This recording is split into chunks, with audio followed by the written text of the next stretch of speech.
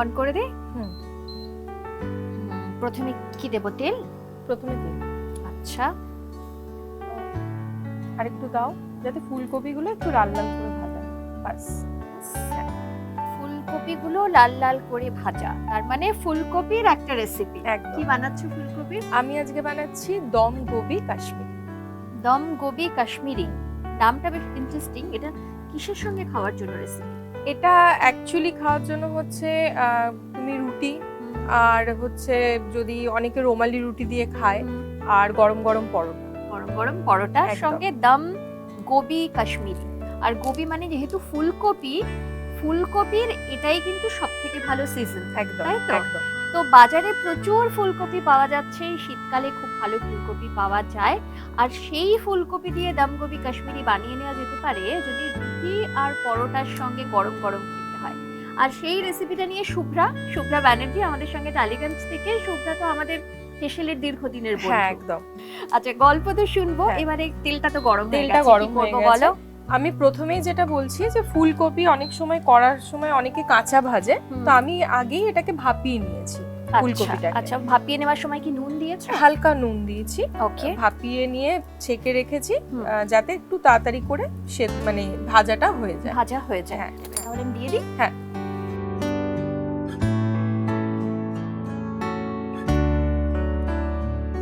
আচ্ছা, দম গোবি কাশ্মীরি এটা কোথাকার রেসিপি বলো তো?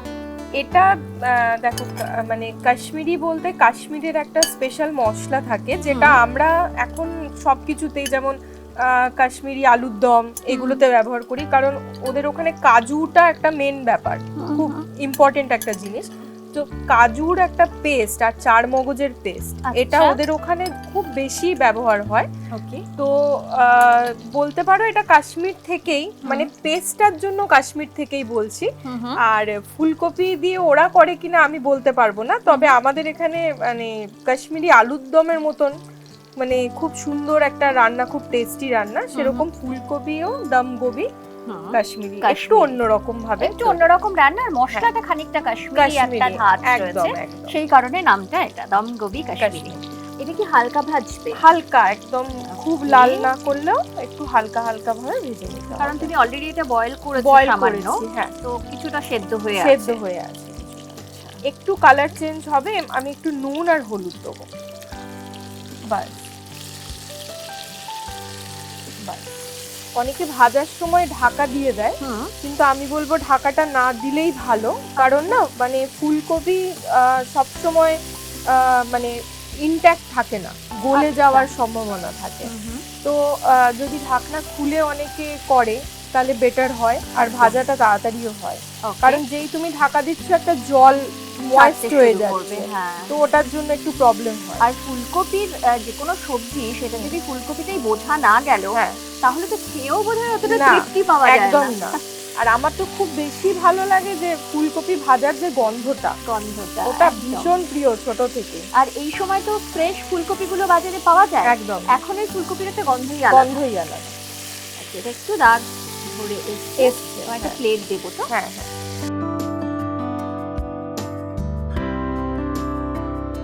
এটার গন্ধর সাথে তো আবার ঠাকুর পুজোর একটা খুব সুন্দর মেমোরি জড়িত থাকে সবারই। একদম, খিচুড়ি ফুলকপি ভাজা, একদমই তাই। আচ্ছা, এটা কিন্তু হালকা দাগ ধরেছে, তখনই তুমি এটা অফ করে দিলে। ওকে।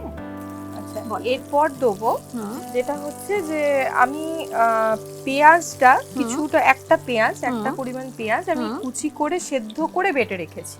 আচ্ছা, এটা সেদ্ধ করে বাটা এখানে একটা পেঁয়াজ। ওকে, একটা পেঁয়াজ এখানে দিয়েছো। হ্যাঁ, ওকে। এবারে পেঁয়াজটা সেদ্ধ করে বাটা সেটা তুমি তেলে দিয়ে দিলে। হ্যাঁ। আর তেল অ্যাড করছো না তো? না, আর এটাতে আমি আর তেল অ্যাড করছি না। ওকে।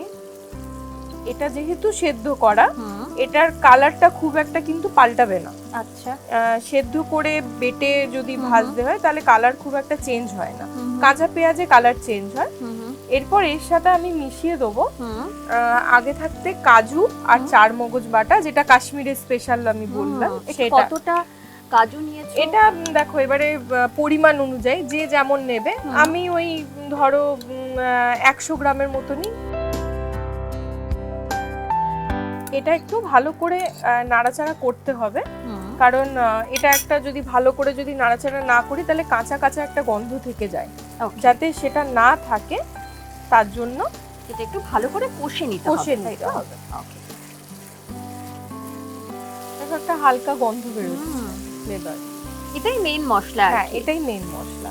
এটা কিন্তু ননস্টপ একটু নেড়ে যেতে হবে, কাঁচা লেগে না যায়, প্লাস কাঁচা গন্ধটা যেন চলে যায়। চার মগজের একটা কাঁচা গন্ধ থাকে, সেইটা যাতে না থাকে। আচ্ছা, এই রেসিপিটা তুমি কোথা থেকে শিখলে? আমি শিখেছি, মেইনলি শিখেছি মায়ের কাছ থেকে, আমার মা। আচ্ছা, তো এবারে সেটা থেকে মানে কিছুটা মায়ের কাছ থেকে নেওয়া, কিছুটা শ্বশুর বাড়ির থেকে নেওয়া। আচ্ছা, তো সব মিলিয়েই আর কি করা। তার মধ্যে তোমার কিছু ইনোভেশন রয়েছে কি এর মধ্যে? মানে তুমি কিছু অ্যাড করেছো আলাদা করে? ফুলকপি। ও আচ্ছা, মানে মেন উপকরণটা তুমি অ্যাড করেছো। হ্যাঁ, বাকি সব এধার ওধার থেকে ইয়ে করা। তো ফুলকপি দিয়ে মানে আমি প্রথম করেছি ওকে ঘরে। এবারে হয়ে গেছে, এটা তুলে রাখবো। এটা তুলে রাখবো একটা বাকি।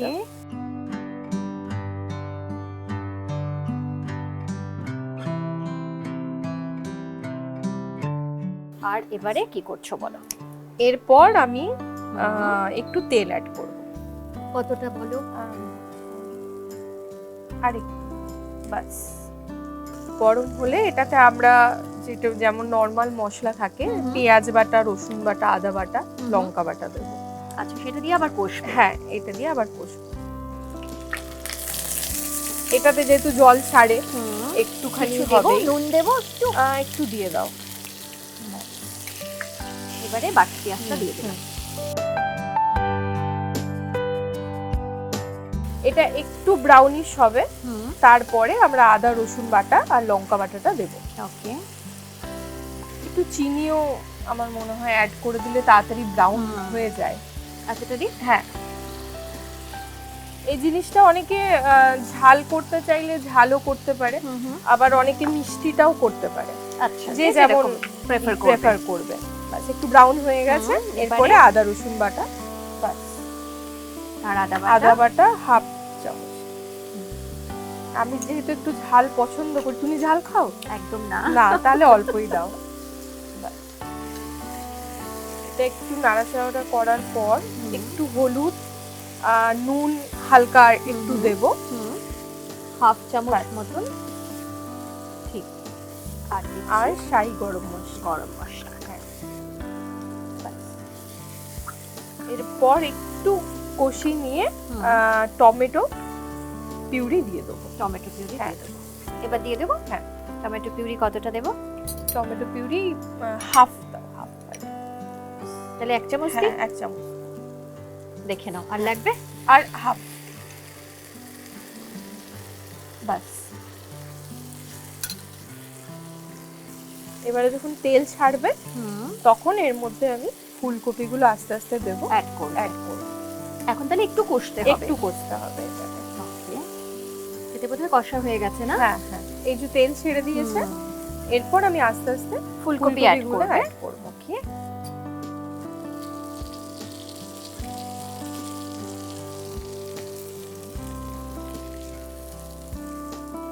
এপিট ওপিট করে এটাতে আমি যে আগে মশলাটা, যেটা কাশ্মীরি মশলাটা ছিল, এটা দিয়ে দেবো। হ্যাঁ, এটা দিয়ে দেবো।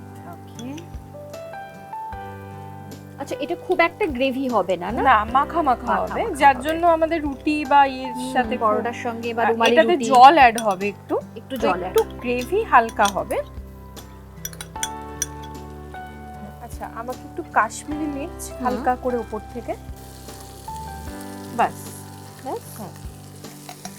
একটু নেড়ে চেড়ে এবারে এটাতে আমরা একটু জল দিয়ে কিছুক্ষণ ঢাকা দিয়ে রাখবো, যাতে গোবিটা আর একটু মানে হালকা হয়, মানে তোমার ভেতরে মশলাগুলো যাতে ঢোকে, তার জন্য। আচ্ছা, জলটা এখনই দেবে? এখনই দিলে ভালো। ওকে, আর দেবো? বাস, আর দিই না। এটা একটু ঢাকা দিয়ে ঢাকা দেবে। হ্যাঁ, এটা কতক্ষণ তাও ঢাকা দিয়ে রাখতে হবে? এটা মোটামুটি এবারে দেখো যে যেমন করে, আমি যেহেতু একটু সেদ্ধ করে তারপরে ভাজলাম, সেহেতু আমি মোটামুটি 5 মিনিটের মতন এটা 5 মিনিটের মতন এটা ভাপিয়ে নেব। একদম। ওকে, একবার দেখি। একদম তেল ছেড়ে দিয়েছে। বাহ, কি সুন্দর কালার এসছে, কাশ্মীরি কালার। দম গোবি কাশ্মীরি। হ্যাঁ, একদম। এবারে কমিয়ে দিই, বরঞ্চ নিচে লেগে যেতে পারে। এরপরে আমরা অ্যাড করব এটাতে একটু ক্রিম।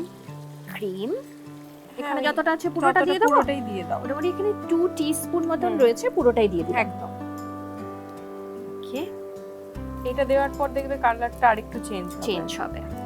এবারে যদি কেউ মনে করে একটু জল দিতে পারে, বা এটাতে অনেকে মাওয়া মেশায়। মাওয়া বলতে যেটা আমরা বলি খোয়া।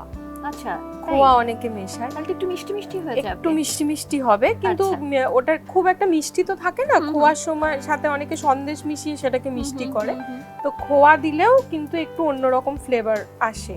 ওকে, তো খোয়াটাও অনেকে দিতে পারে যদি মনে করে, ভালো হবে খেতে। ওকে, আমরা এখানে দিচ্ছি না। আচ্ছা, হ্যাঁ। এবার যদি কেউ দেখে যে ফুলকপিটা এখনো সেদ্ধ হতে একটু বাকি আছে, হালকা ক্রিমটা দেওয়ার পর জল দিয়ে আরেকবার ঢাকা দিয়ে রাখা যেতে পারে। আমাদের কি হয়ে গেছে? আমাদের হ্যাঁ একদম প্রায় অলমোস্ট হয়ে গেছে।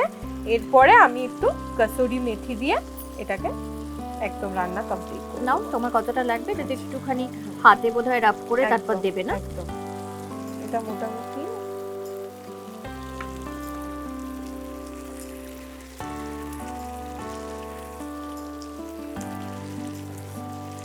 আর আশা করি দেওয়া লাগবে না, নইলে কসুরি মেথির পুরো ফ্লেভারটা আসবে।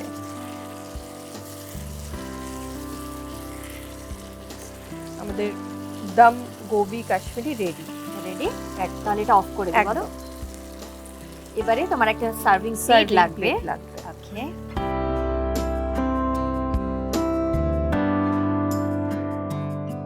দেখতে কেমন লাগছে? দেখতে খুব সুন্দর লাগছে, ততটা সুন্দর অ্যারোমা আসছে।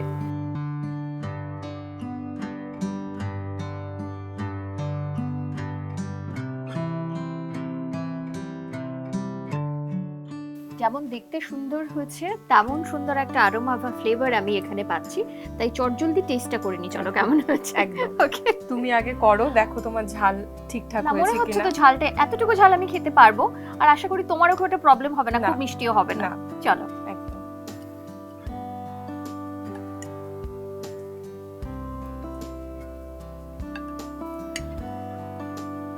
বাহ, এটা খুব ভালো সিদ্ধ হয়েছে কিন্তু, তাই না?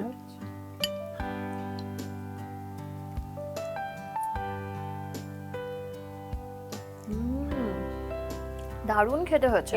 ওরকম একটু ফ্লেভারটা ওরকম না, খুবই ভালো খেতে হয়েছে। নিজের রান্না তো তাই প্রশংসাটা করতে পারছো না, কিন্তু সত্যি অসাধারণ খেতে হয়েছে। খুব ভালো একটা রেসিপি, খুব একটা বেশি সময় তো আমার মনে হলো লাগলো না। আর দম গোবি কাশ্মীরি যারা রুটি, পরোটা, কুলচা, নান এই ধরনের সমস্ত কিছু যারা খেতে ভালোবাসেন তারা সবকিছু দিয়ে খেতে পারেন, তবে পরোটার সঙ্গে সব থেকে ভালো যাবে, যেটা আমার মনে হলো, তাই না? একদম গরম গরম পরোটার সঙ্গে খুব ভালো খেতে লাগবে।